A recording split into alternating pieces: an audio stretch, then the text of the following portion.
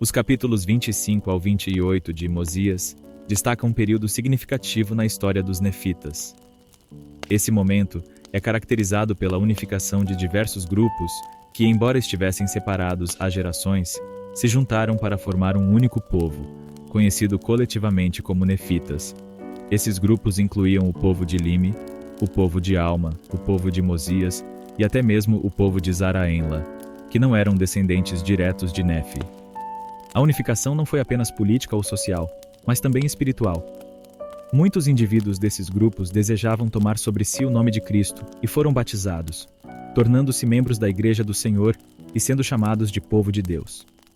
Essa unificação marcou o fim de um período de conflito e cativeiro, trazendo esperança de paz para os nefitas. No entanto, essa paz foi logo ameaçada por divisões internas. Surgiu uma nova geração de descrentes, que incluía os próprios filhos dos santos, como os filhos de Mosias e um dos filhos de Alma. Esses jovens, apesar de terem sido criados em famílias devotas, se afastaram da fé e começaram a perseguir os santos. O relato enfatiza a visita milagrosa de um anjo a esses jovens rebeldes. No entanto, o verdadeiro milagre, conforme destacado no texto, não é a aparição do anjo, mas a conversão dos corações. A história ilustra que a transformação espiritual e o compromisso com a fé são os verdadeiros milagres que todos devem buscar. Ao se afastar das crenças religiosas de seus pais, a nova geração pode ter sido influenciada por valores e culturas seculares que competiam com as crenças religiosas. A exposição a diferentes ideias e práticas poderia ter desviado seu foco da fé para outros interesses e modos de vida.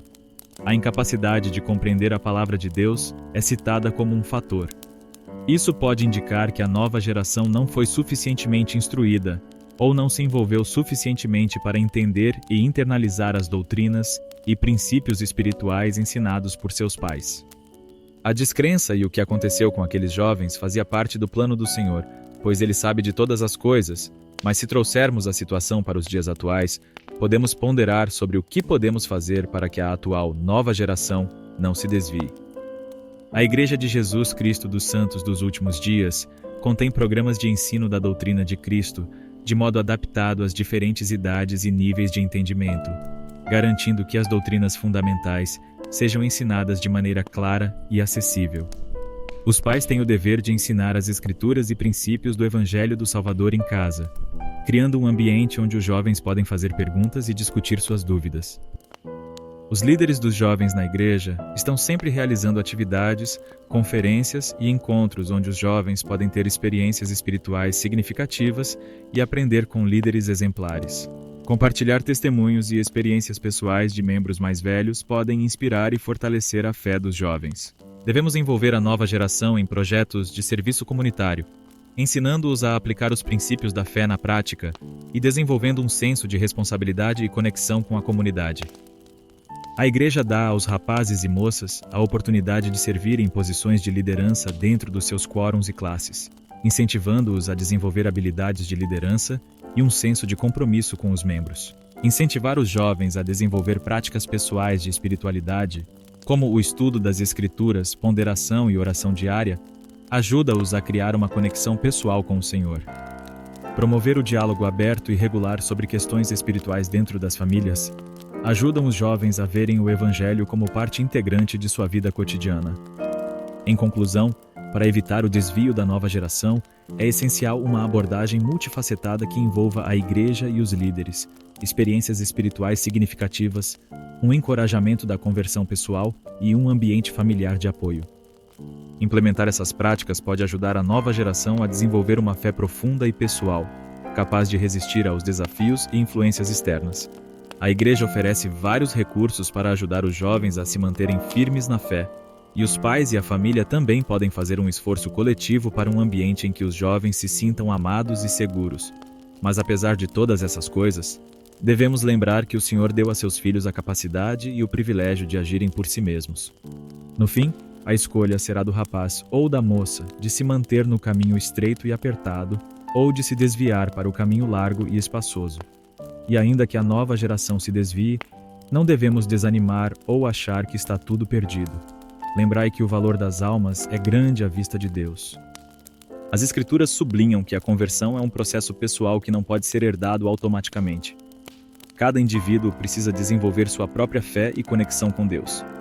A história da nova geração nefita é um lembrete de que os princípios do Evangelho e a experiência espiritual pessoal são fundamentais para a continuidade da fé de geração em geração.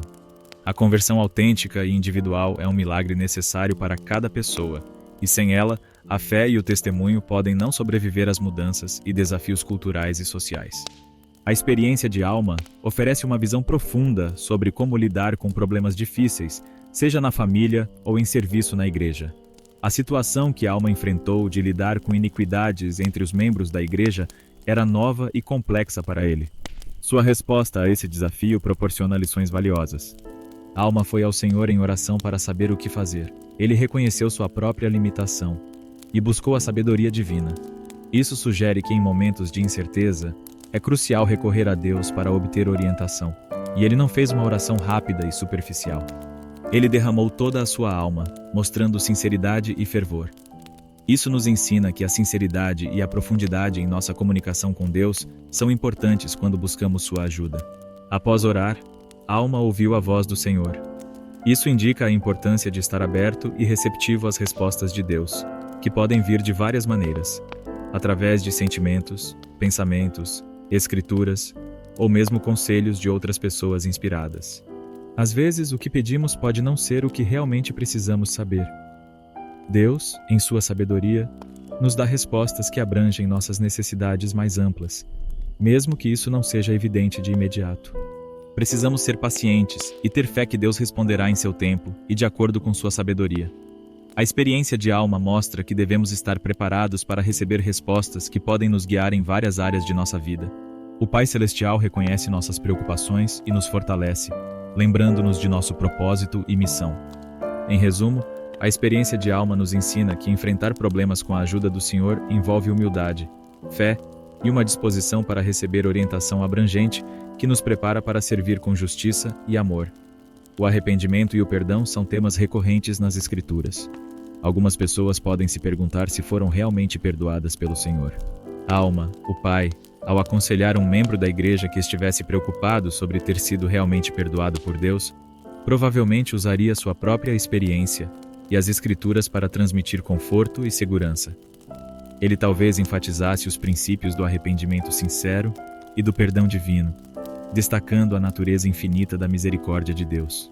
O arrependimento é um processo contínuo que envolve a confissão sincera dos nossos pecados, tanto a Deus quanto aos afetados por nossas ações, e uma mudança genuína de coração e comportamento.